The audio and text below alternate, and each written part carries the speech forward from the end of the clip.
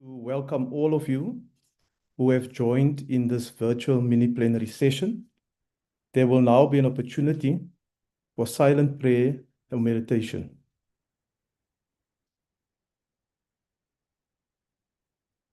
Thank you.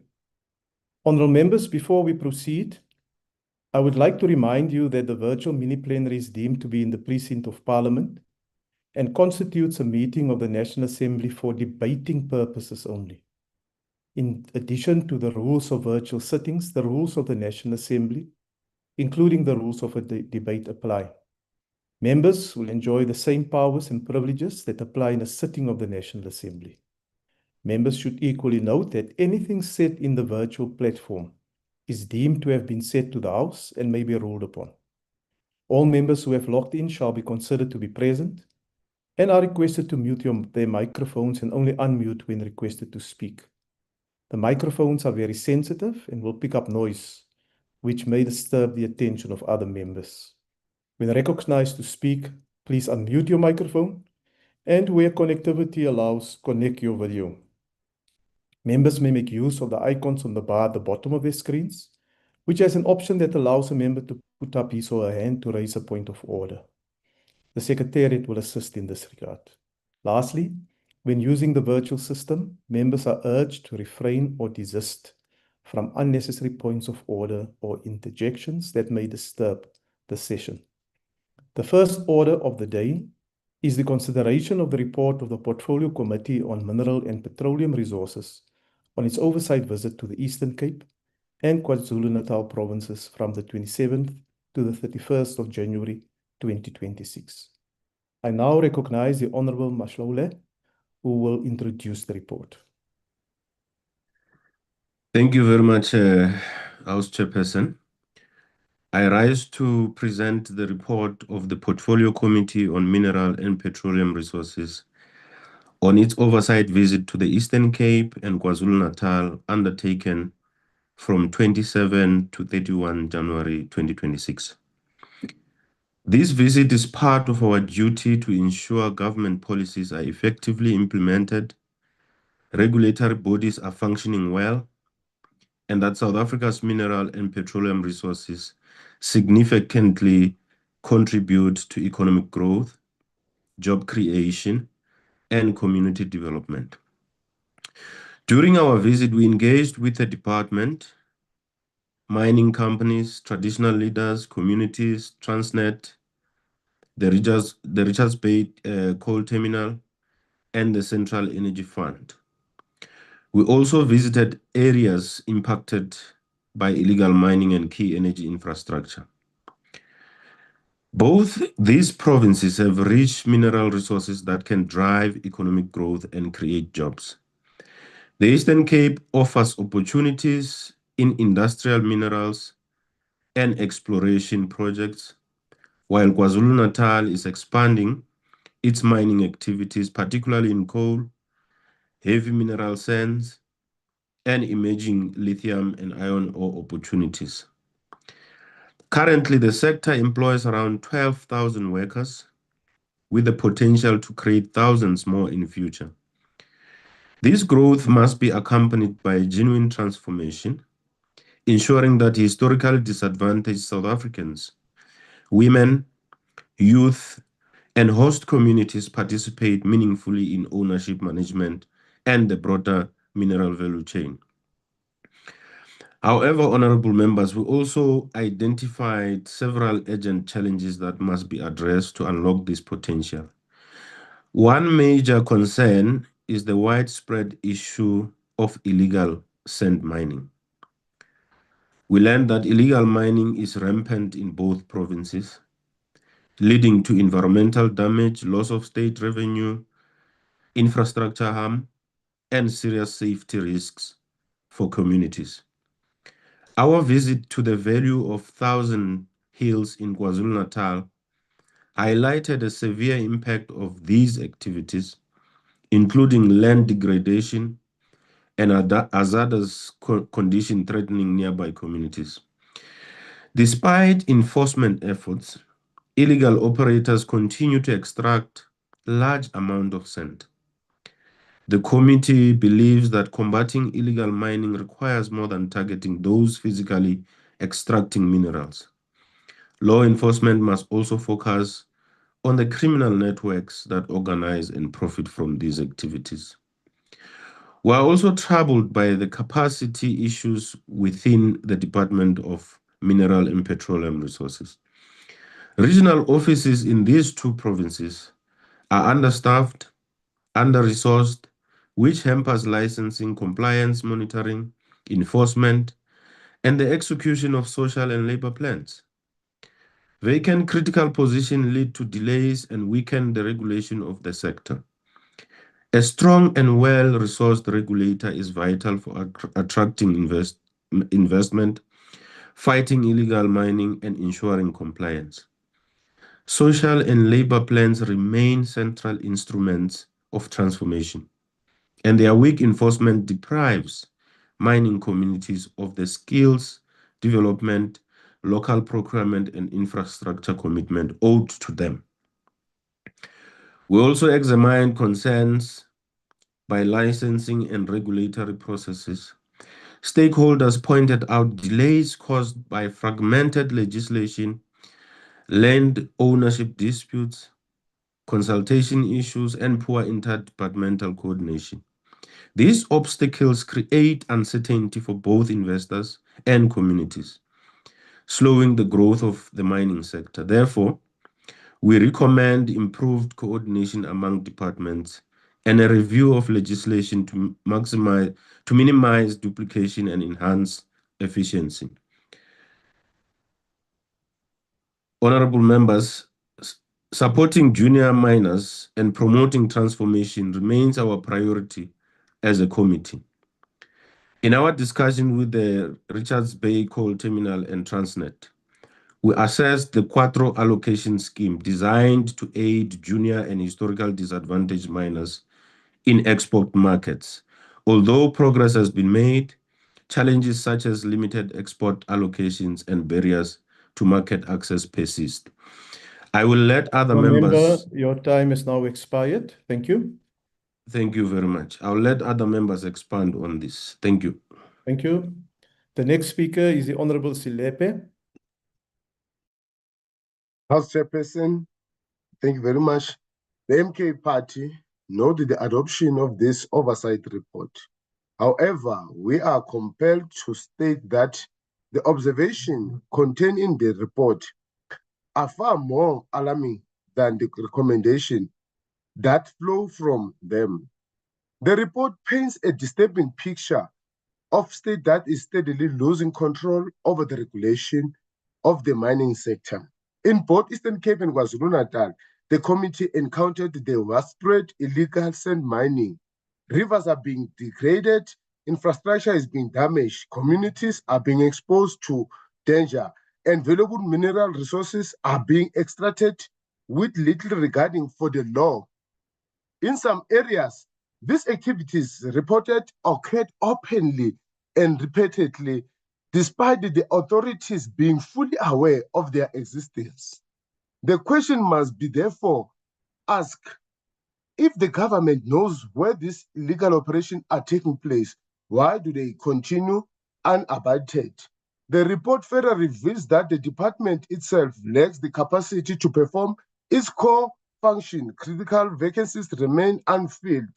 Regional offices are understaffed, compliance monitoring is inadequate, enforcement is weak. In KwaZulu-Natal, the committee heard that more than a quarter of the department workforce has been lost over time. Irregular that lacks inspector, investigators, and technical personnel cannot regulate. It can only observe while the evaluation continues. The committee also heard concern regarding the governance of community trust and whether the mining communities are receiving the benefits that rightfully belong to them. Decades after the promised inclusive development was made, communities continue to sit on top of the mineral wealth while remaining trapped in poverty. The observation concerning junior miners and equally troubling instead of creating opportunities for the emerging participant in the sector. Existing arrangements continue to favor the established interest. Transforming is being spoken about, but it is not being experienced by those seeking entry into the industry. The report also highlights the strategic vulnerable related to the fuel infrastructure and energy security. There are no minor operation. Matters as they speak directly to the country, economy, resilience, and national preparedness. Chairperson, while the observations are serious, the recommendation do not adequately match the scale of the problems identified. The report largely calls for the department to strengthen the capacity, improve coordination, fill vacancies, engage stakeholders, enhance monitoring. As I'm closing, the MK Party chairperson believes that oversight must be more merely than record problems. It must compel action. We therefore called for time-bound implementation plan addressing. In closing, chairperson, people, they need to register to vote for the right government. MK Party will be able to assist this incompetent the department is doing in our country. People, they should vote for MK Party on the 4th of November. Kwazam Konto. The next speaker is the Honorable Ntlangwini.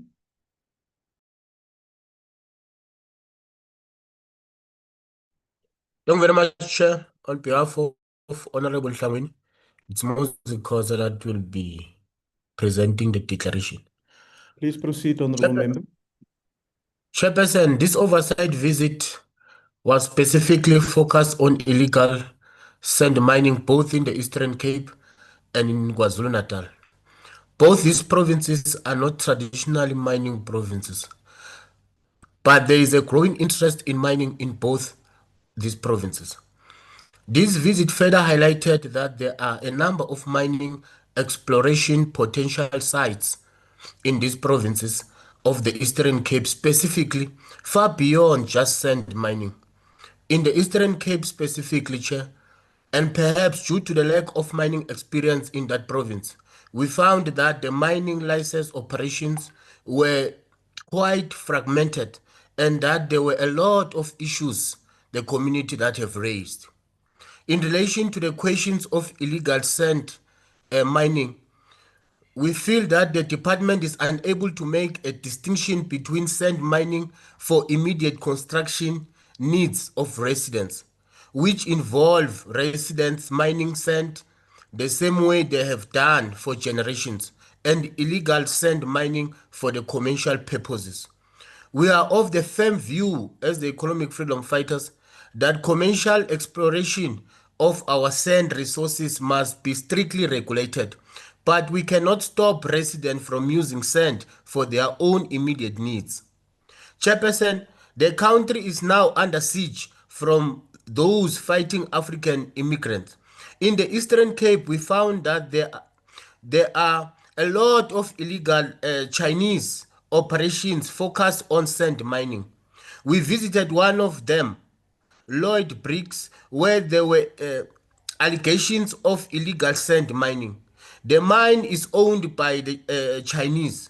It was alleged that Brickworks operated without clear evidence of a valid mining right or permit in terms of the Mining and Petroleum Resource Development Act, the MPRDA.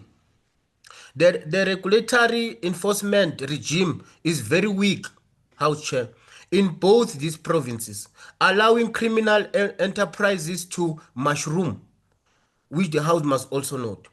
What is happening at the Valley of 1,000 Hill, for instance, poses serious safety, environmental, and socio-economic risk. Mining occurs predominantly at night, resulting in land degradation, hazardous condition, and threats to public safety, particularly near roads used for school children. The Economic Freedom Fighters is in support of the recommendation of this report and says we need stringent measures that must be placed to ensure that the department is able to enforce its own regulatory mechanism. Thank you very much, Chair. Thank you, Honorable Member. The next speaker is the Honorable Ngobesi.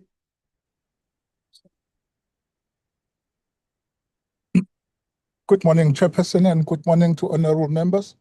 The IFP notes the report on oversight visit to Eastern Cape and KwaZulu-Natal, which exposed the serious challenges confronting the mineral resources sector, particularly the scourge of illegal and mining regulatory weaknesses and failures in community beneficiation.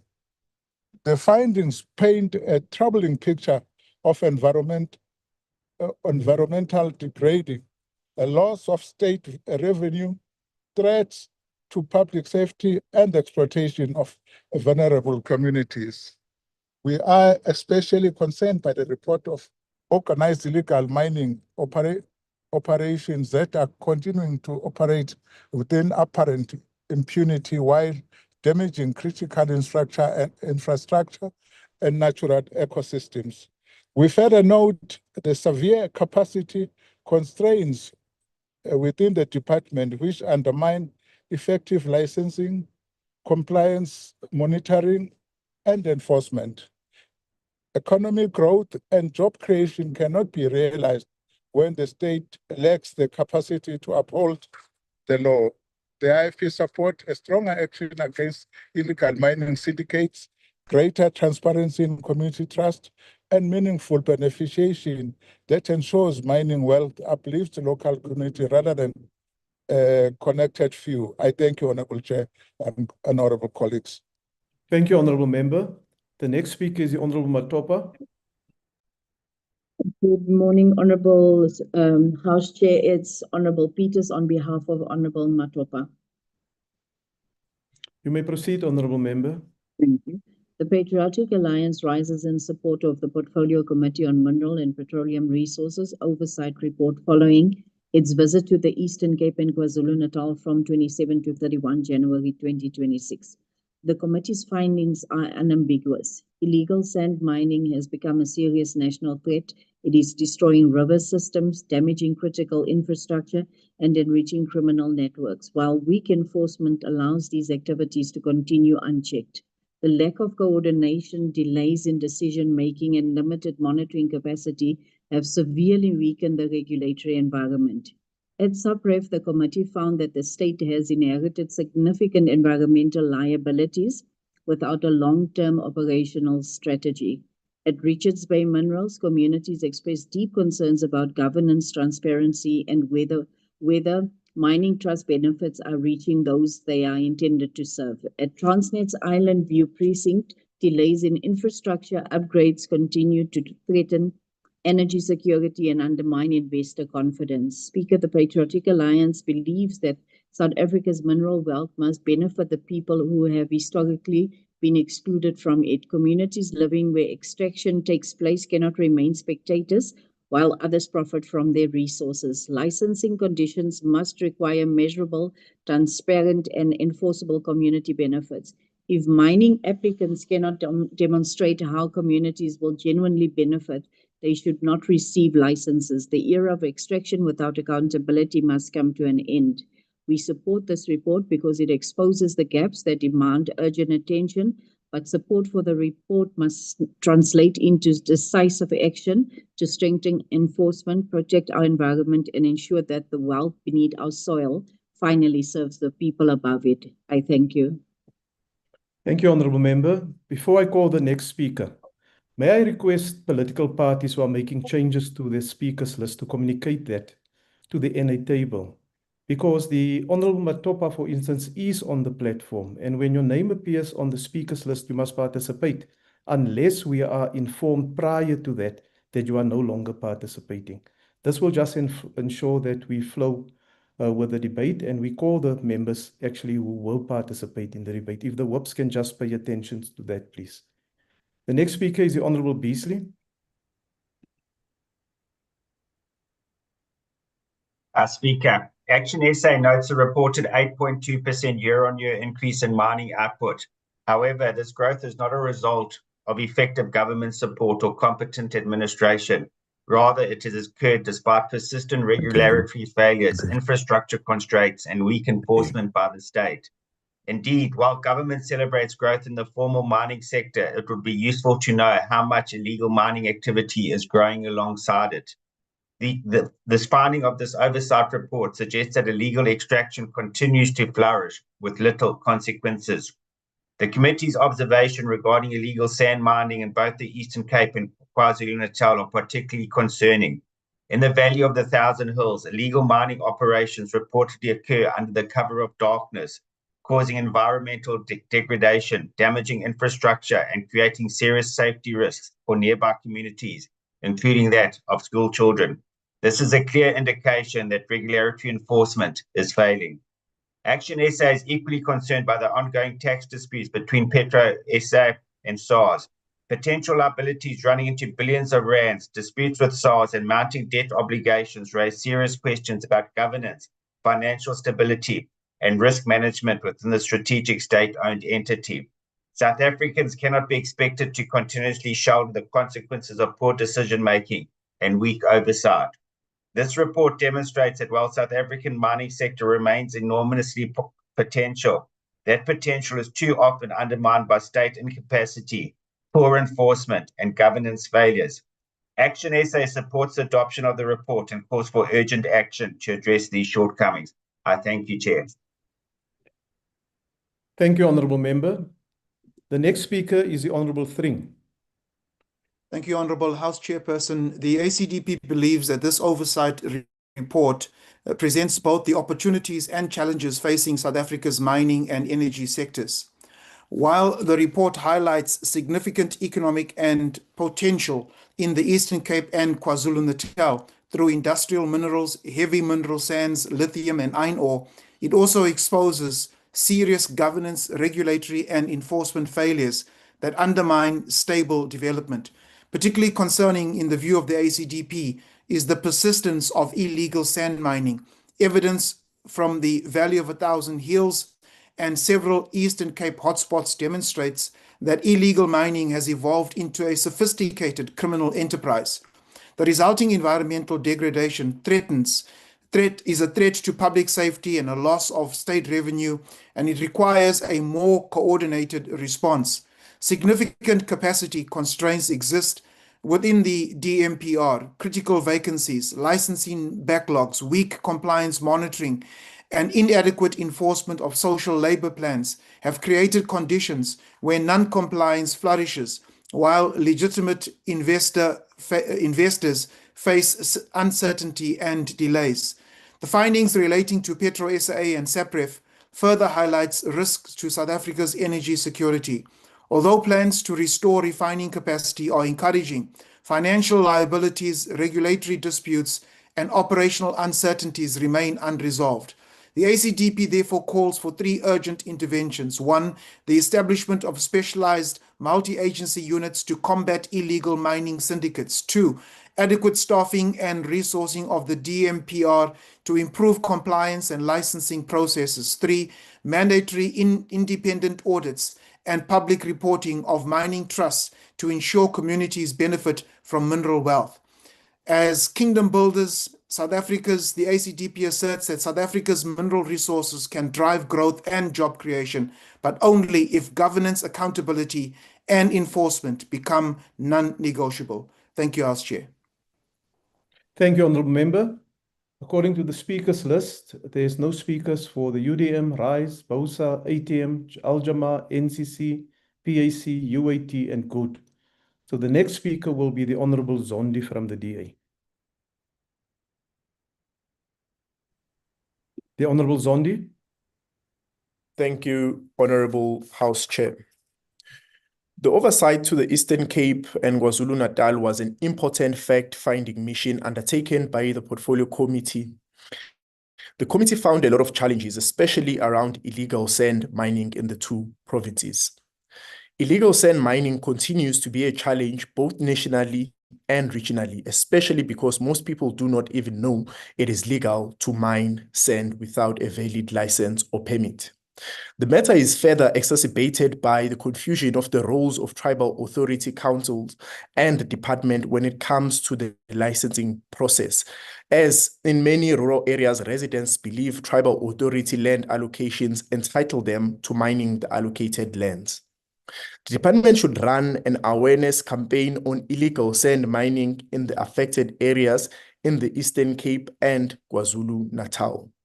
The resolution of the mining license issue between Lloyd Briggs and the Eastern Cape Department following the oversight is a clear sign of the importance of constant oversight by Parliament.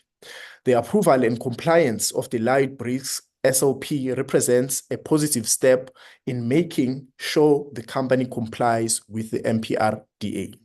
The staffing issues in both the Eastern Cape Department and the KZN Department were also noted, with hardworking staff members constantly having to perform dual roles due to chronic understaffing in the department.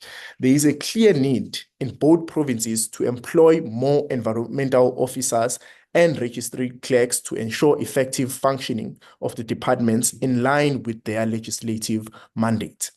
The illegal sand mining in the Valley of 1,000 Hills in eThekwini remains a challenge so bravely confronted by the dedicated councillors, Councillor Mkolisi Kubisa and Councillor Jenny Black, along with MPL Hannah Rinkler. The Valley of 1,000 Hills, or 999 hills, after so much illegal sand mining has taken place, is an important tourism and heritage site. We call on the department and the SAPS to arrest all forms of illegal mining in the area and ensure this important heritage site is reasonably restored to its former glory.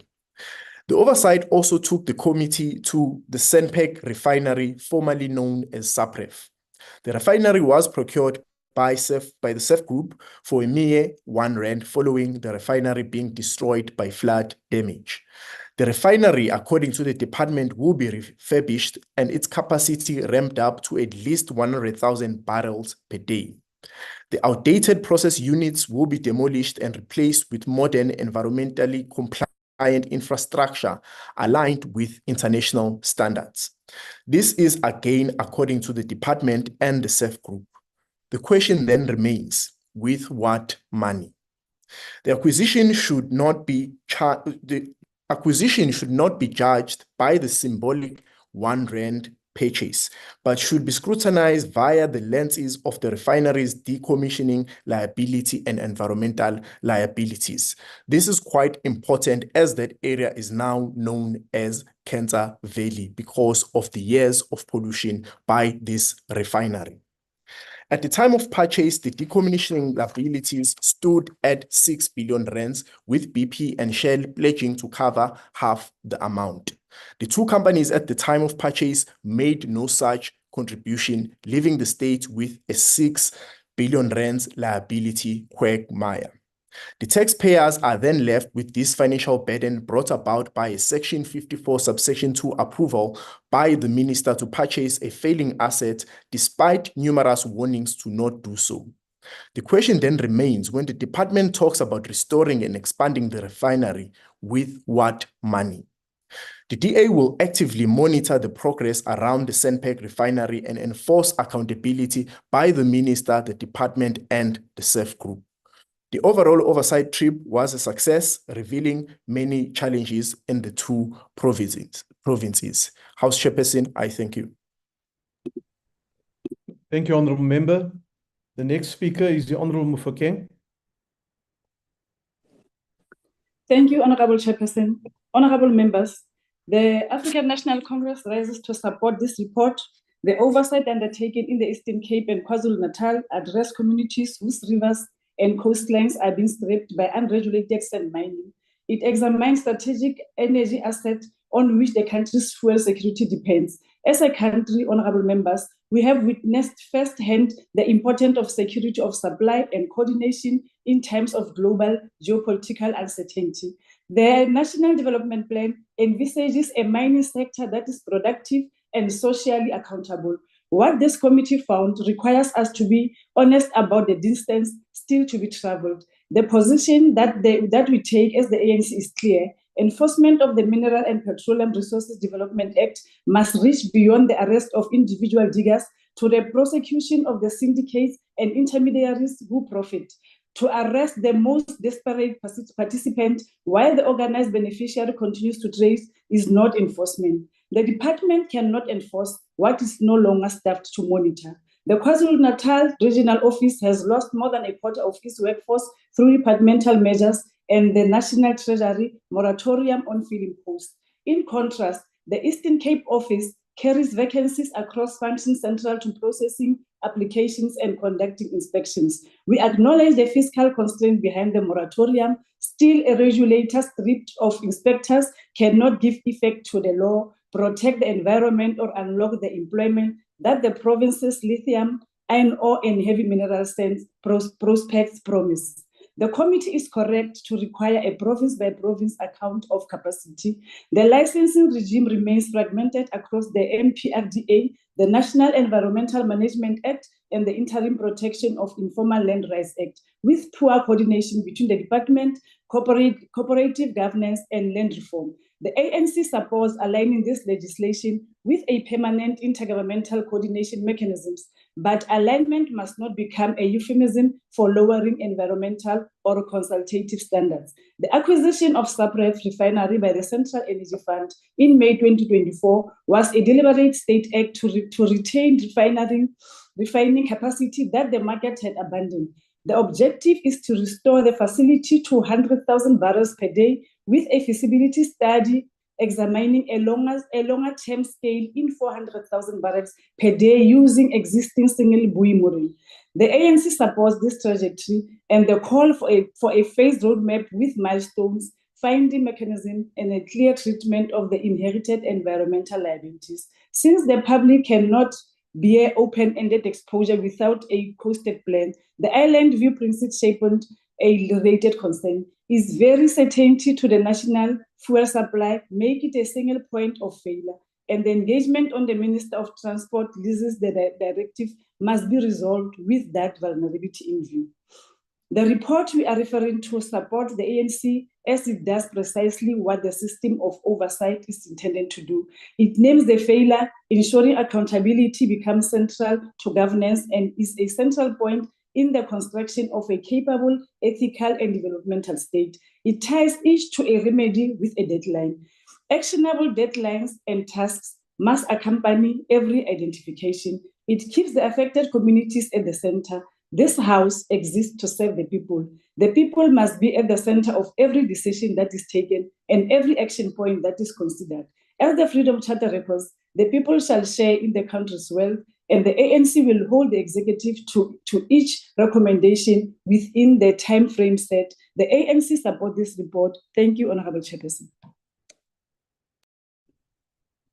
Thank you, Honorable Member. Honorable Members, that concludes the debate, and the decision on this report will be taken at the full plenary session of the National Assembly. We shall now proceed to the second order, which is the consideration of the report of Portfolio Committee on Mineral and Petroleum Resources on its oversight visit to Northern Cape on the 10th of March 2026. I now invite the Honorable Mashlauli to introduce the report. Thank you very much, House Chair. This oversight visit was conducted in response to one of the most tragic mining incidents our country has experienced in recent years. On 17 February 2026, a mud rush at the Dutoit span shaft of Ikapa mine trapped 5 mine workers underground, setting in motion a complex and difficult rescue and recovery operation. The committee deemed it necessary to intervene urgently, not only because lives had been lost, but because the incident raised broader questions regarding mine safety, regulatory oversight, worker protection, emergency preparedness, and the responsibilities of mining companies operating under financial distress. During the visit, the committee met with Ikapa Mine Management, Mine Rescue Services, the Department, and Mine and Health Safety Inspectorate, and organized labor. This engagement provided the committee with a comprehensive understanding of the events leading to the disaster, the challenges experienced during rescue operations, and the concerns of workers and affected families. Honorable members, allow me first to express on behalf of the committee our deepest condolences to the families, colleagues, and loved ones of the 5 mine workers who lost their lives in this tragedy. No report, recommendation, or intervention can undo the pain and loss suffered by these families. However, we owe it to them to ensure that every lesson is learned and that every possible measure is taken to prevent similar incidents in the future. True transformation of the mining industry must begin with the transformation of its safety culture, in which the lives of mine workers are valued above production targets. The committee also wishes to acknowledge the extraordinary efforts of mine rescue services and all personnel involved in the recovery operations, working under extreme hazardous and uncertain underground conditions. They demonstrated professionalism, courage, and commitment in carrying out a difficult and emotionally demanding task. Honorable members, the committee was equally concerned by the evidence relating to the financial conditions of the mine. The incident occurred against the backdrop of a significant financial distress, labor instability, and ongoing restructuring measures. Organized labor raised concerns regarding layoffs, salary reduction, unpaid salaries, limited access to UIF benefits, retrenchments, and inadequate consultation processes. These concerns led the committee to question whether prolonged financial strain may have indirectly affected safety conditions and operational resilience. The committee further expressed concern regarding the timing of the liquidation proceedings initiated shortly after the incident. Workers and their family must not become the unintended victims of corporate financial difficulties. Their salaries, benefits, pensions, and legal rights must be protected throughout any liquidation or business rescue processes. Transformation also demands economic justice for workers. A sector that cannot protect the wages, benefits, and dignity of its most vulnerable employees cannot claim to be transformed. House Chair, the committee's oversight visit also highlighted an important policy issue that extends beyond Ikapa mine. South Africa's mining industry contains many operations that inherit historical workings, legacy infrastructure, and geological risk from previous owners. The committee believes that stronger due diligence, improved transfer of technical knowledge, and enhanced accountability mechanisms are necessary when mining rights are transferred between operators. The principle must be clear. Historical risk cannot simply disappear when ownership changes. Transformation of ownership must be matched by transformation of responsibility. Empowerment transactions should never become vehicles for transferring liabilities to new entrants, workers, or surrounding communities.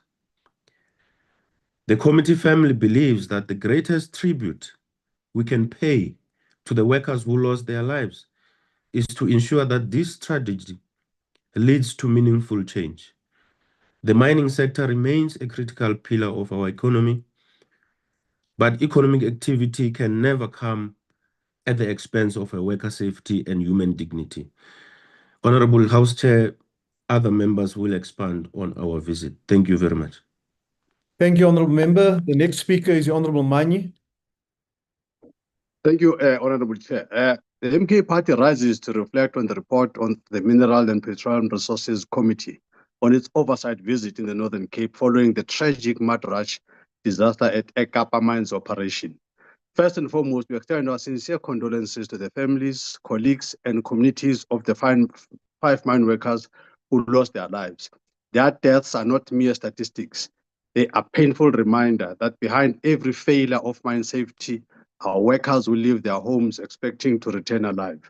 Chairperson, the most troubling aspect of this report lies in this observation. The committee found itself confronted with serious concerns relating to historical underground workings, water ingress risks, geological uncertainties, inherited liabilities from previous mining operators, and the inadequacy of risk management systems. These are not minor operational matters. They go to the very heart of the mine health and safety. The report further raises concerns regarding whether sufficient due diligence was undertaken through successive ownership changes of the mine and whether all known and foreseeable risks were properly identified and managed. What makes these observations particularly alarming is that they did not emerge before the tragedy. They emerged after the 5 workers had already lost their lives. The report therefore exposes a regulatory system that appears more efficient at investigating disasters than preventing them. Chairperson, the recommendations of the committee are significant because they implicitly acknowledge that serious questions remain unanswered. The committee recommends a comprehensive compliance audit, an investigation into compliance with the Mine Health and Safety Act, enhanced oversight of mines subjected to repeated regulatory directives, and even the possibility of criminal charges should negligence or regulatory breaches be established. These recommendations are noted. However, they raise unavoidable questions. If such measures are now considered necessary, why were they not implemented before the tragedy occurred? Why must Parliament recommend escalated oversight only after lives have been lost? Why must compliance audits follow fatalities instead of preventing them? Why must criminal accountability be considered only after the grieving families have buried their loved ones? Chairperson, the MK Party is particularly concerned that the report focuses extensively on the obligations of the mining company, but is less rigorous in interrogating the performance of the regulator itself. We can only hope that this imbalance is not political coverage for Comrade Minister. Oversight must not stop at examining the conduct of the mine. It must also examine whether the department discharged its own responsibilities effectively. The MK Party believes that the recommendations should include clear timeframes for the completion of investigations, public reportings on findings, accountability measures against any regulatory officials or minister found wanting, and a broad review of similar mining operations across the country where historical workings and water-related risk may pose comparable dangers. Chairperson, as I close, the deaths of mine at Kapa must serve as a turning point. Mine workers should never become the price paid for delayed oversight, weak enforcement, or inadequate risk management. The true test of this report will not be on the quality of its observations. It will be whether the recommendations result in meaningful accountability and concrete reforms that prevent another family from receiving the devastating news that their loved ones will never return from work. The MK Party government is the only solution. 4th November, vote MK Party. The MK Party rejects these one-sided recommendations. I submit. Thank you, Chair. Thank you, Honourable Member. The next speaker is the Honourable Khoza. Thank you very much, Chairperson. Chairperson, let us take this opportunity to first greet the Economic Freedom Fighters, Commander-in-Chief and President, Commissars and Fighters and Ground Forces, our people in Africa and the diaspora.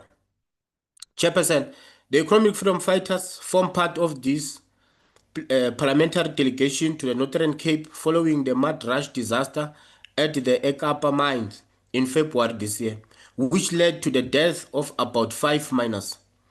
The most tragic observation made from the presentation by the mine, and Rescue Services, and the department was that for quite some time it had been a known fact by everyone that the mine had problems with water management, even as they said that these concerns were not of the magnitude experienced by the mine. But the reality is that everyone knew that there was a problem in that mine relating to water management, which could potentially cause disaster, as it did, leading to the death of 5 human beings. Chairperson, the mine has always been a disaster waiting to happen. As indicated by the labor union during the oversight visit, the mine had experienced ongoing safety issues over several years, including fatalities in 2023 and 2024, linking to fall of ground incident and alleged non-compliance with safety procedures. The department, the mine, and everyone else involved did nothing to ensure the safety of those working in the mine. Most concerning from this visit, Chairperson, is that the Mine Rescue Service, Ekapa Mine Management, and the department were unable to determine the source of the water despite the presence of technical expertise within the mine. The large amount of water and uncertainty on its origin raise concern about the limitations of the current hydrological conditions of the area and future mine operations. Up until we left the oversight, there was no conclusive indication of what caused the disaster. This is unacceptable at this level, and the department cannot leave this hanging. The country, and most importantly, the families need to know what caused the death of their loved ones. We support the recommendation of the report for an independent multidisciplinary investigation into the disaster at the mine. And similarly, we support the proposal to conduct an independent compliance audit at the mine, which audit must also determine if the regulatory compliance mechanisms are sufficient and adhered to, and bring those who fail to do their job to account. We will want to take this opportunity to express our deepest sympathy and condolences to the families of the departed. The economic freedom fighters is not going to rest until all those responsible Honourable Member, are your brought to time is book. now expired. We support the report, Chairperson. Thank you very much. Thank you. The next speaker is the Honourable Van Wyk. Greetings, House Chairperson, and greetings to all the members on the platform. The Patriotic Alliance notes that the report of the Portfolio Committee on Mineral and Petroleum Resources on its oversight visit to Ikapa Diamond Mine in Kimberley on 10 March 2026, where 5 mine workers were trapped underground, 1 recovered, and 4 families left in agonizing uncertainty. House Chair, the Patriotic Alliance supports this report, but our support comes with firm expectation of action and accountability, and those who are responsible must be brought to task. Chairperson, the Patriotic Alliance therefore calls for a full independent investigation into the mud crush disaster, a worker-centered rescue and recovery plan with proper support for the families, a suspension of liquidation processes until the workers' rights, the benefits, and compensation are secured, stronger enforcement of mine safety regulations, and real consequences for negligence. A long-term economic plan for Kimberley to ensure communities are not abandoned when mining houses collapse. House Chairperson, South Africa cannot continue to be a country where workers die underground while companies file paperwork above ground. Our people deserve dignity, transparency, and protection. May the souls of these mine workers rest in peace. I thank you, Chair. Thank you, Honourable Member. Honourable Ngobesi, my apologies, I inadvertently missed you. So we'll And have you the put me next under speaker, pressure Honourable with that one, Ngobesi. Chairperson. Excuse me? And you have put me under pressure with that one, Chairperson, because you called my name out of the blue. Thank Oh, you must be ready. If you're on the speakers list, you can be called anytime. We try to follow the sequence, Honourable Member. But also my apologies if you feel that you have been caught unawares by 2 minutes. The Honourable Ngobesi. Thank you, Honorable Chair. Let me greet members on the virtual platforms. The Inkatha Freedom Party extends condolences to the families and community affected by the tragic loss of mine workers at a Kappa mine. This incident serves as a stark reminder that workers' safety must remain the foremost priority within South African mining sector. The findings of this report raises concern regarding safety, risk management, and regulatory oversight. We note with concern that despite previous inspection and directives issued, serious shortcomings remained. The reinforcement the importance of capable oversight, effective enforcement, and ensuring the compliance measures are implemented before lives placed at risk, particularly concerning the challenges faced by workers and their families due to financial stress, including uncertainty regarding employment, salary, and benefits. We support stronger oversight, accountability, and protection of mine workers. The IFP therefore supports this report and reaffirms that mine workers deserve safe working conditions, effective oversight, dignity, and well-being protected through accountable governance and consequence management is important. I thank you, Honourable Chair and Honourable Members. Thank you, Nkobesi. The next speaker is the Honourable Boshoff. Thank you, Honourable House Chair. The symbolic importance of this very regrettable disaster is even more distinct than the actual tragic death of the 5 persons. The whole present economic structure of South Africa as a mining industrial economy started in Kimberley back in the 1860s, even before there was a place like Kimberley.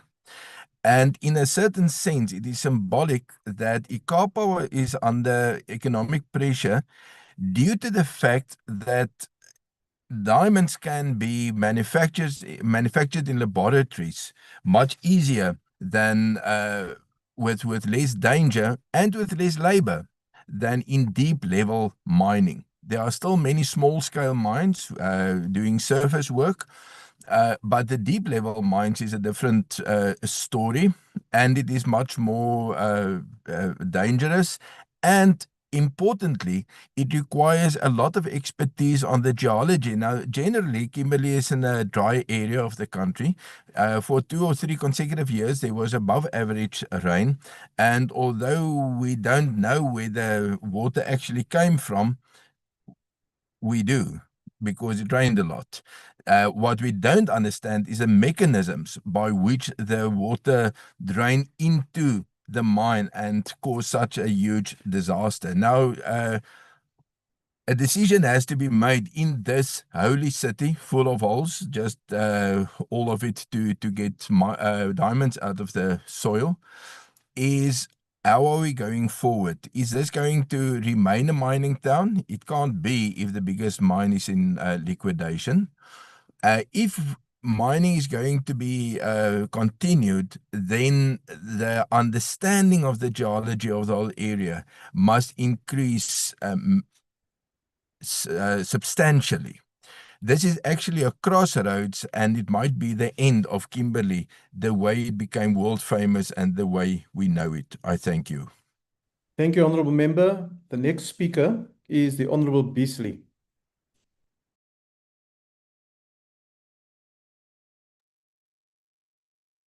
Thank you, Chair. I was ready 2 minutes ago, sorry.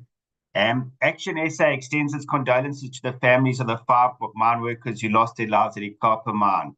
We welcome the successful recovery of their remains and commend the mine rescue services, rescue personnel, and all those who contributed to bringing closure to grieving families. However, this tragedy raises difficult questions about safety, accountability, and the dignity afforded to mine workers and their loved ones. The committee's findings reveal serious concerns. Despite multiple inspections and regularity directives, a catastrophic mud rush still occurred. This raises legitimate questions about whether compliance systems are genuinely preventing risk or merely creating the appearance of oversight. Equally concerning are allegations that financial distress, cost-cutting measures, and labor instability may have compromised workers' safety. Action SA is also troubled by the liquidation proceedings surrounding Ikapa Mine. Parliament must ensure that liquidation is not used as a shield against accountability, compensation obligations, or the rights of affected workers and their families. Whilst we welcome the retrieval of the 5 miners, we must ask an uncomfortable question. Why can the families of Lily mine victims not enjoy the same dignity? 10 years after 3 mine workers were trapped underground, their families are still waiting for closure. If the mining industry can mobilize resources and expertise to recover workers at Ikapa, then renewed urgency must be applied to the recovery of the container and the remains of those lost at Lily Mine. Mining companies, regulators, and government have a duty not only to extract mineral wealth, but also to protect the lives and dignities of those who make the wealth possible. I thank you, Chair. Thank you, Honourable Member. Is there a speaker from the ACDP? We're not speaking on this report, Chair. Thank you. No, thank you, Honourable Thring. Then I'll go to the Honourable Zondi of the DA.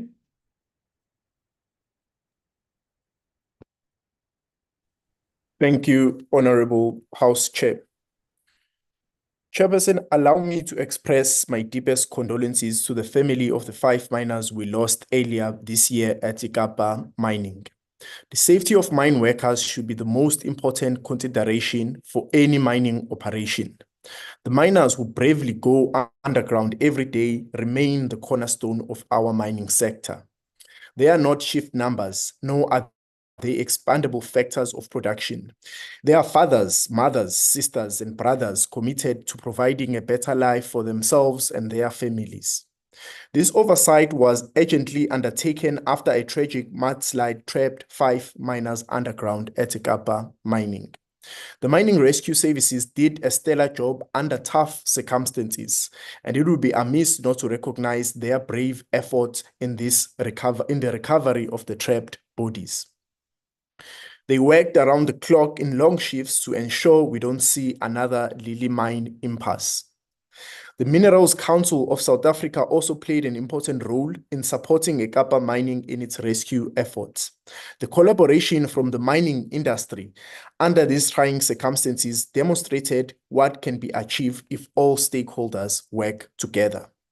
It is, however, important to ascertain how did this sudden mudslide happen and if it was possible to prevent it.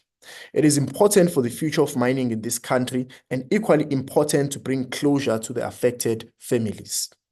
The Mining Safety Inspectorate was aware of a water ingress in this mine.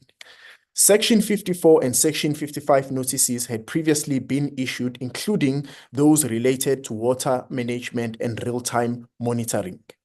The risks identified were at a smaller scale than what would befall this mining operation, but the relevant question is were these directives complied with by Ikapa Mining. The investigation remains ongoing, and it is important not to appropriate blame without the relevant details. This incident, however, coupled with the Section 54 and Section 55 notices, canvasses us to review whether compliance-based systems do actually translate to risk prevention. The nature of hydrogeological assessments done prior to the accident need to be reviewed, and hopefully they can pinpoint a plausible source of water that could have led to an influx of such unprecedented amounts.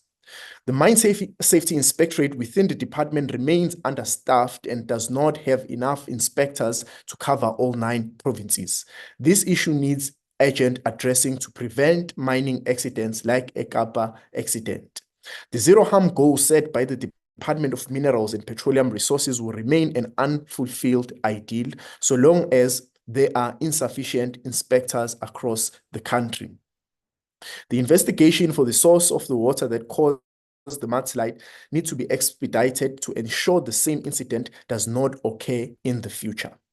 The Council for Geological Science needs to play an important role in assessing the pertinent geological circumstances that may have led to this accident. The mine at the time of the accident was under financial distress. The investigation must cover the financial aspect and ascertain if cost-cutting measures may have negatively contributed to the safety in the mining.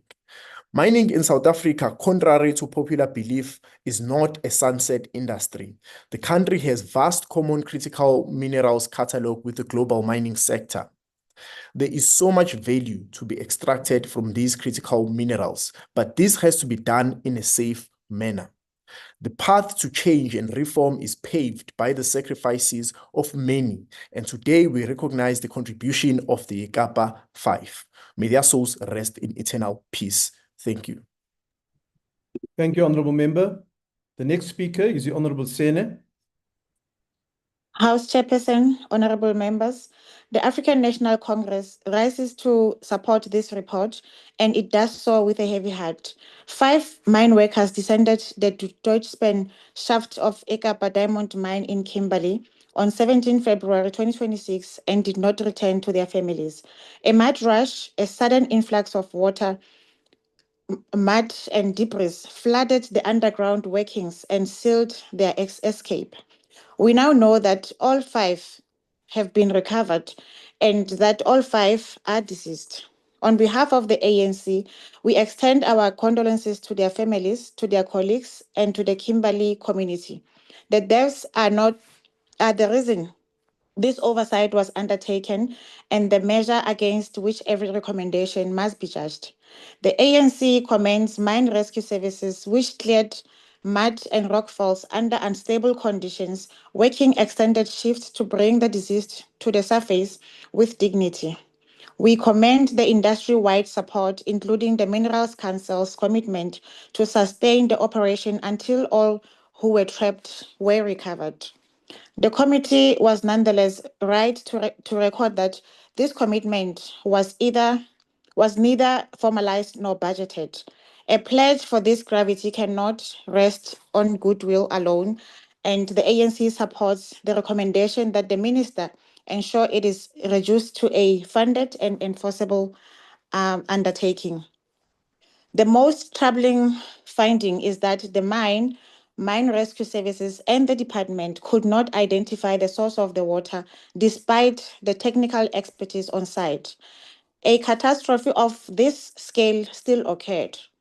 The ANC accepts the conclusion the committee reached that the failure was not the absence of systems, but their inability to translate compliance into the prevention of high impact risk.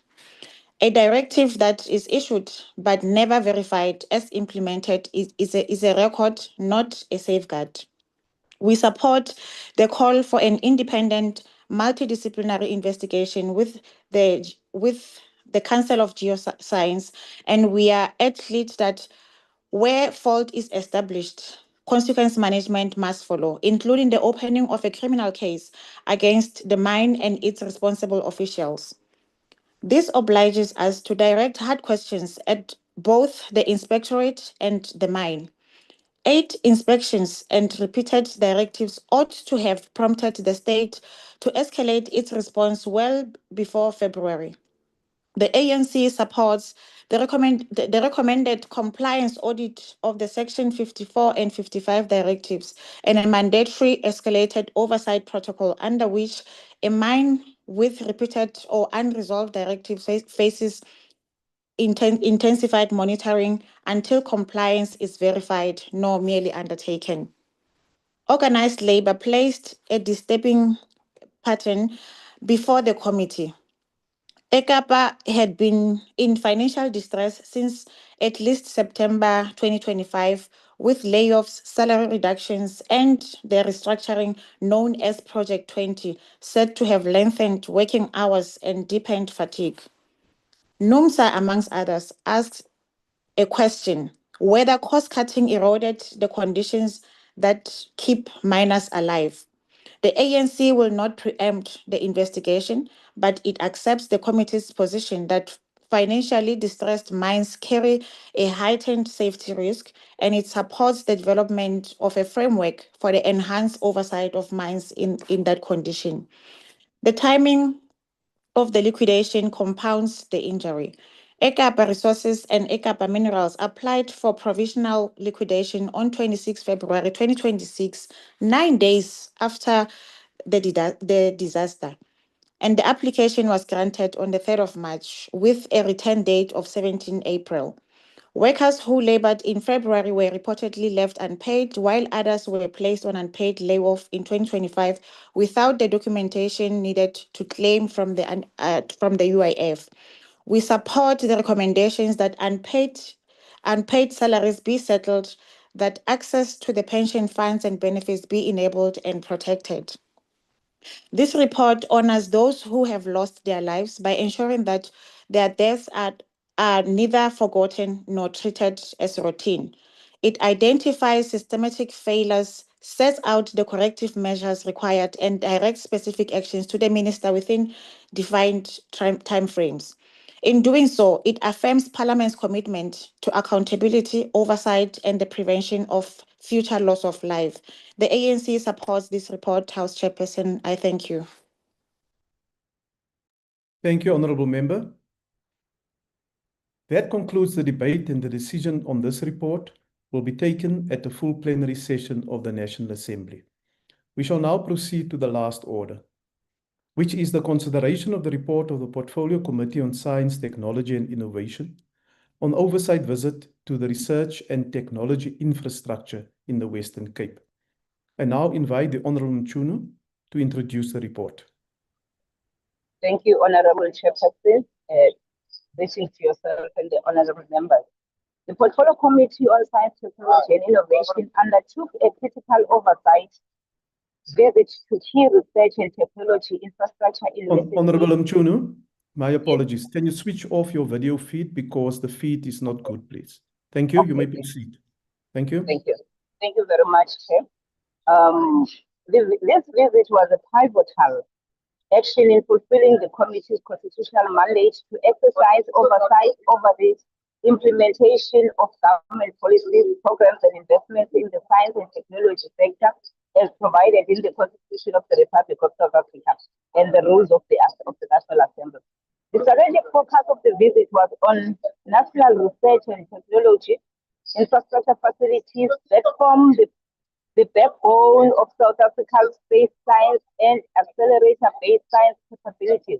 These included the Denel Overbase Test Range, Space Science in Hermanus, the Denel High-Tech Assembly Integration and Test Facility, and National Research Foundation ITEMBA Laboratory for Accelerator-Based Science Labs in Cape Town. Collectively, these institutions represent significant pillars of the country's national system of innovation, contributing to aerospace, nuclear science, satellite engineering, space weather monitoring, and medical isotope production. The oversight visit was prompted by a prior briefing during budget process in 2025, where the FDI and its entities presented the strategic direction and future plans for space science and accelerator entities. Accelerator-based science infrastructure. The committee sought to directly engage with these entities and observe infrastructure and operations firsthand and assess the effectiveness, sustainability, and alignment of these investments with South Africa's broader technology and innovation priorities. The importance of these facilities, Honourable Chairperson, extends beyond their mandate, beyond their immediate research functions. They serve critical national interests by supporting industrial development, advancing technology transfer, and enhancing human capital development in weather monitoring and Earth observation data is vital for disaster and management, environmental planning, and climate monitoring, while ITEMBA Labs is a key contributor to nuclear medicine through the production of radioisotopes essential for diagnostic and cancer treatment.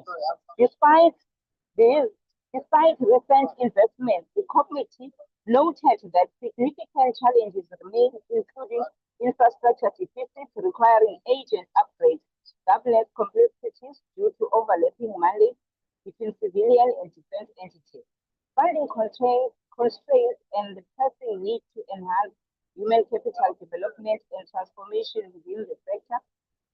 Furthermore, the visit highlighted emerging opportunities for South Africa to revitalize satellite engineering capabilities, develop a domestic space ecosystem, and expand nuclear medicine services regionally. Overall, the Oversight visit provided a comprehensive platform for parliamentary scrutiny of national science infrastructure and enabled the committee to formulate targeted recommendations that seek to strengthen coordination, governance, funding, and skills development in these strategically important sectors. This report encapsulates the findings, observations, and recommendations arising from the visit, underscoring the imperative of sustainable commitment to protect and expand South Africa's leadership in science and technology and innovation. I therefore present this report, Honorable Chairperson, to be adopted by this House. Thank you. Thank you, Honorable Member. The next speaker is the Honorable Mjadu.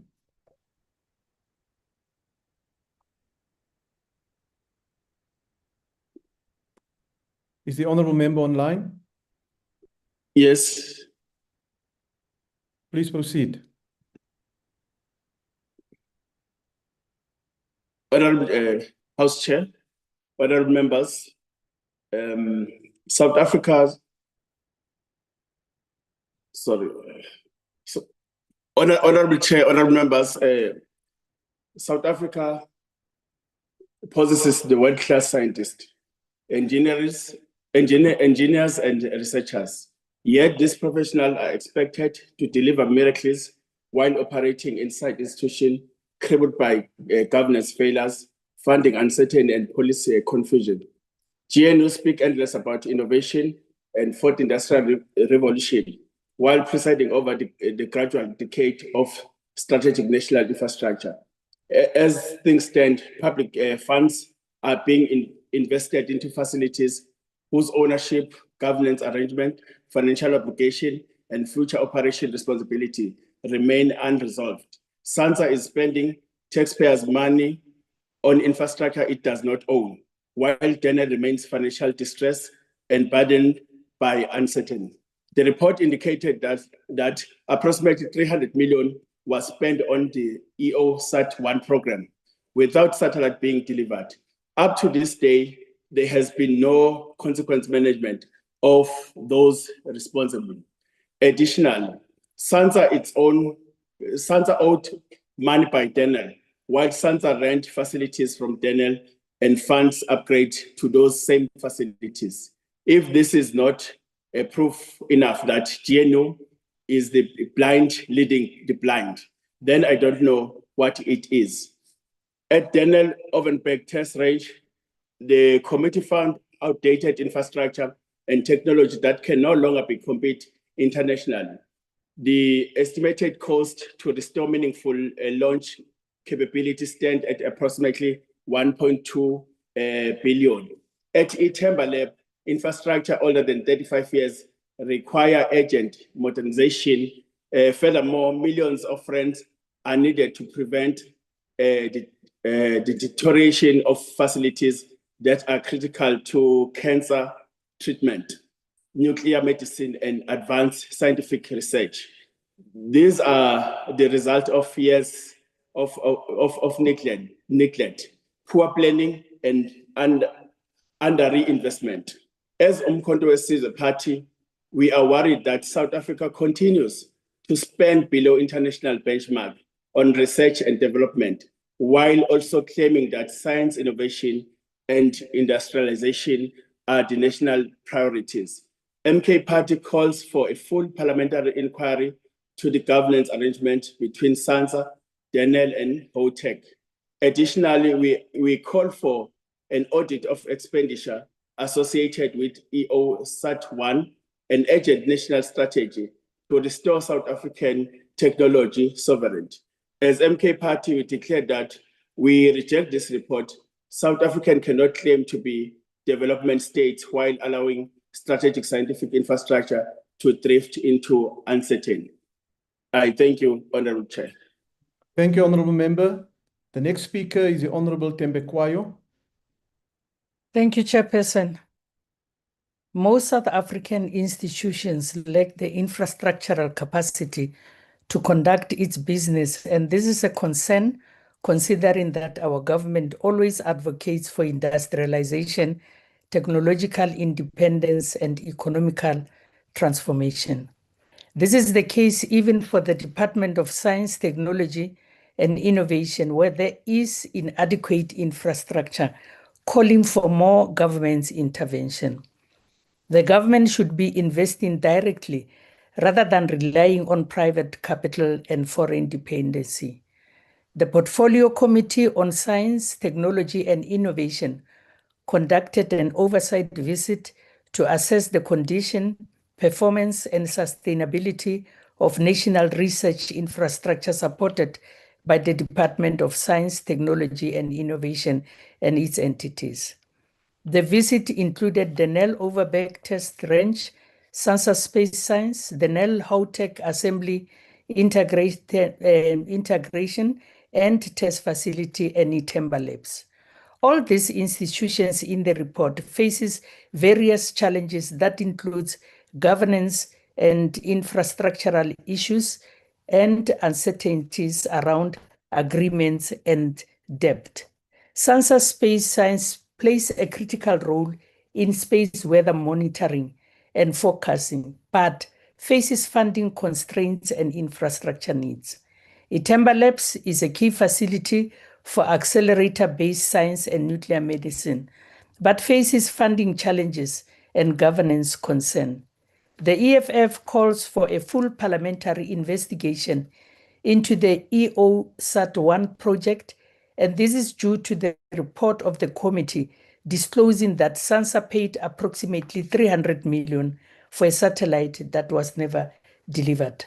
Chairperson, the report raises concerns regarding the limited representation of women and historically disadvantaged groups in Itemba Labs and NRF. Therefore, EFF calls for transformation in these sectors. The report also commends SANSA's satellite capabilities in disaster management, flooding monitoring, climate change, but critique is leveled against this institution for not working with municipalities to release the data which could help communities to prepare better for disasters. The EFF supports the report. Thank you. Thank you, Honourable Member. The next speaker is the Honourable Zondi.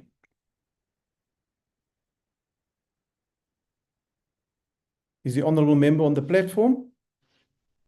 If not, I want to proceed. Is it Zondi or Zondo, Honourable Chair? It appears on the speakers list as Zondi. SS Zondi. It should be Zondo. SS is Zondo from the IFPs, but I'll take that one, Honourable Chair. Will you participate on his behalf? Yes, please, Honourable Chair, with your permission, of course. You may proceed, Honourable Member. Thank you so much. Thank you so much, Honourable Chairperson.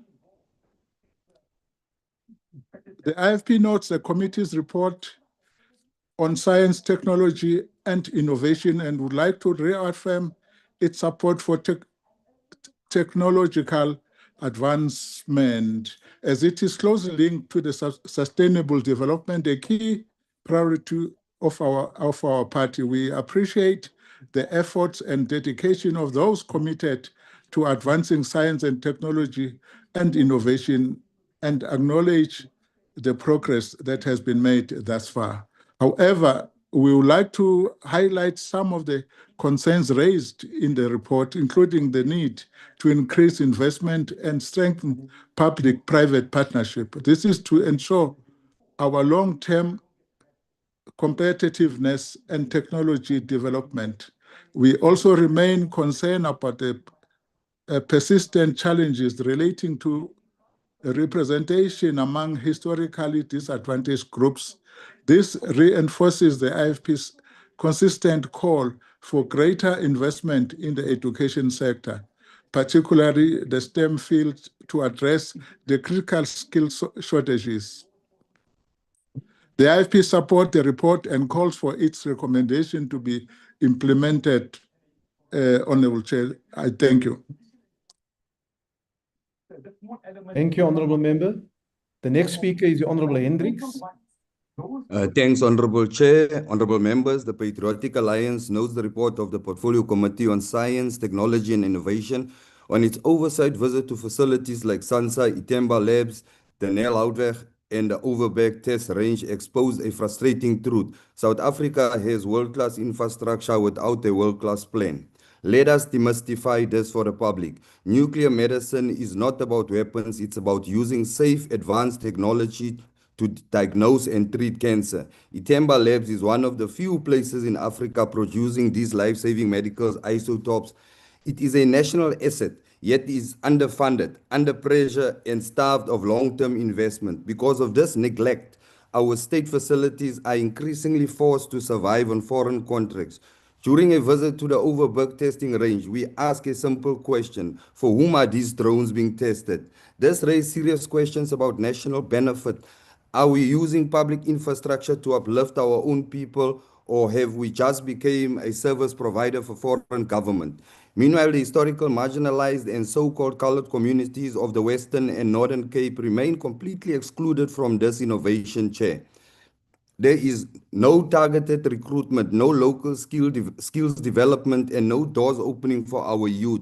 Chair, ons mense sien hierdie groot science-gebou elke dag, maar hulle kry nooit 'n kans om binne te stap nie. Die kinders van Elsies, Bonteheuwel, Mitchells Plain, Appington en die platteland hoor van satellites en nuclear medicine, maar hulle kry nie die training of die jobs nie. Jy kan nie drones toets vir Singapore terwyl ons eie communities nie eers 'n voet in die deur kry nie. Therefore, the Patriotic Alliance calls for a comprehensive national innovation strategy, full transparency on all foreign testing contracts, a dedicated national drone policy, a targeted inclusion program so that communities left behind for generations can finally benefit from science built on their own soil. South Africa cannot be a country that hosts innovation without owning it, that tests technology Remember, your time is now benefiting from it, expired. and that Thank builds you. world-class facilities without our Time people is expired, outside. Honorable And I Member. thank you, Chair. The next speaker is the Honorable Boshoff. Thank you, Honorable Chair. I must say this was maybe the most interesting and surprising oversight visit I have been in the short period that I've been in Parliament. It is clear from the outset that most of these facilities were very important in the previous dispensation and were then well funded. However, after 1994, there must have been some strategic decision that this is a luxury of the kind which South Africa can't really afford, or something, because all these facilities show signs of being run down, of having very dedicated staff doing what they can with what they have. And it is indeed surprising how relevant they can be with what they achieve with the little funding. Just for a moment to consider that the whole Department of Science and Innovation, of which this is just one part, has about half the budget of all the SETAs combined. And then it is clear where you have to invest if you want results, and that is not in SETAs. Regarding Houtec at Grabouw, this was very interesting. We traveled for several kilometers through the Khoisan settlement of Knoflokskraal, and then suddenly appears this huge building, which has been mothballed after 1994, and apparently all employees were laid off immediately. One of the young staff members is an alumnus of the University of Venda, who then advanced his studies first at Wits and then in France, before returning to South Africa, and was surprised to find this 40-year-old technology still being relevant in today's life. This was indeed very interesting and needs more attention. I thank you. Thank you, Honourable Member. The next speaker is the Honourable James.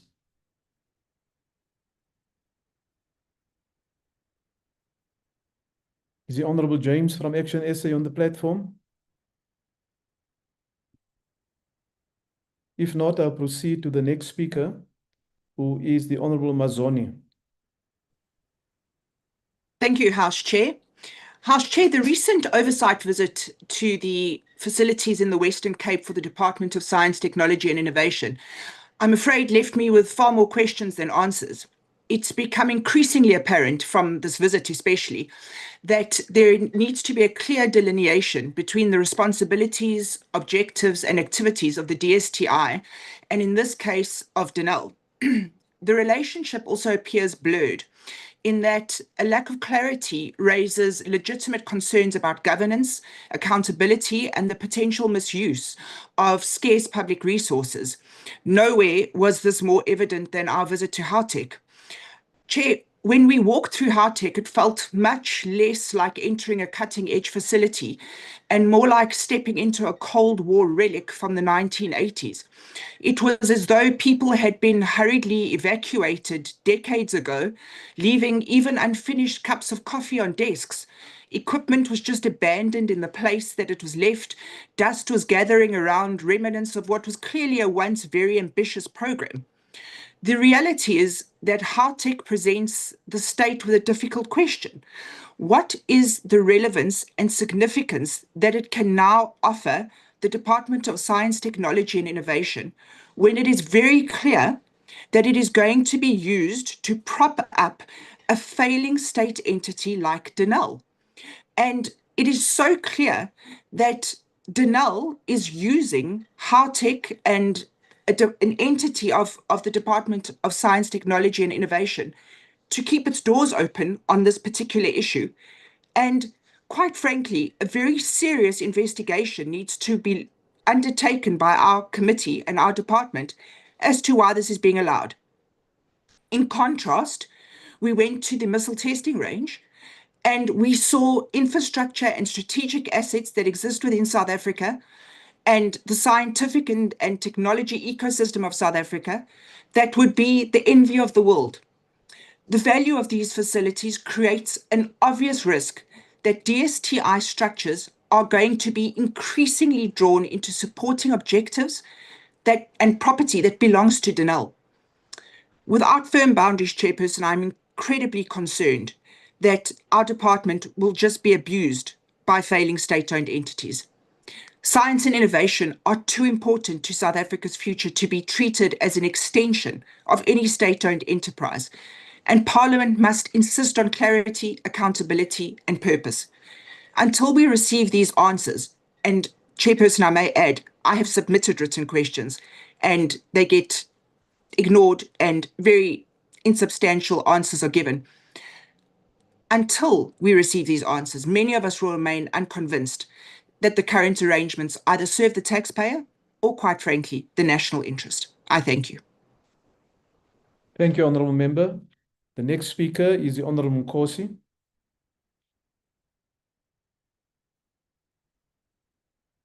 Thank you, Honourable House Chairperson, Honourable Members. The African National Congress hereby express its full support and endorsement on the comprehensive report of the Portfolio Committee on Science, Technology and Innovation, following the oversight visit conducted to key research and technology infrastructure in the Western Cape from the 26th to the 29th of January 2026.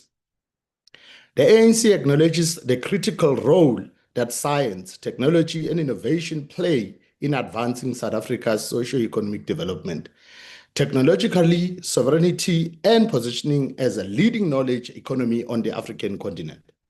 The committee's visit to strategic national facilities such as the Nel Overbeck Test Range, the South African National Space Agency, Space Science Facility in Hermanus, the Denel Gauteng Assembly Integration and Test Facility, and the National Research Foundation's ITEMBA Laboratory for Accelerator-Based Sciences reflects a strategic commitment to oversight and ensuring that public investment and research infrastructure deliver maximum national benefits.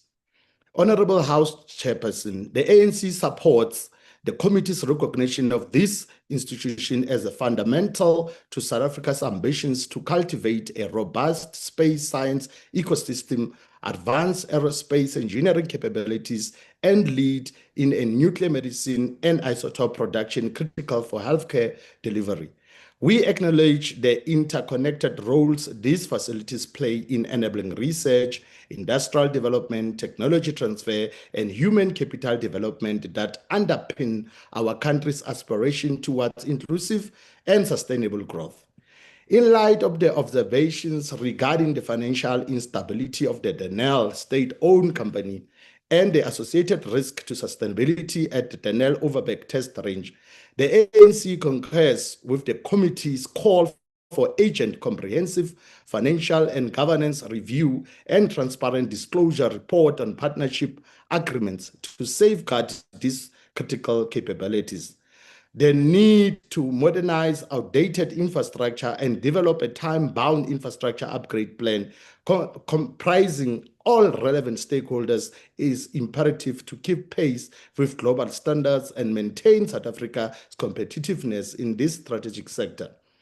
The ANC also anchors the committee's concern about the governance complexities arising from the dual-use nature, the civilian and defense of facilities such as the Nel Overbeck test range and the Gauteng assembly integration and the test facility, underscoring the necessity for clear interdepartmental coordination, robust regulatory frameworks, and adherence to international treaties such as Outer Space Treaty. We support the proposed amendment across parliamentary committees to address legislative gaps and establish transparent governance mechanisms that promote peaceful use of outer space activities while fostering South Africa's industrial advancement. With respect to SANSA, the African National Congress acclaimed its high-impact space weather monitoring, Earth observation, data services, postgraduate training and transformation achievements, including gender parity and increased representation of Black scientists. The committee recommendation to expand funding for research and innovation, diversity funding models, and improve national communication and collaboration around STI-derived data for disaster management and planning resonate with the ANC's commitment to strengthening science-enabled societal resilience. The ANC is mindful of the leadership and governance challenges highlighted in the NRF and Itemba labs, alongside the infrastructure funding needs critical for sustaining nuclear science capabilities. We affirm committee's call for strategic focus on transformation, succession planning, and investment to position South Africa as a regional hub in nuclear medicine research and isotope production.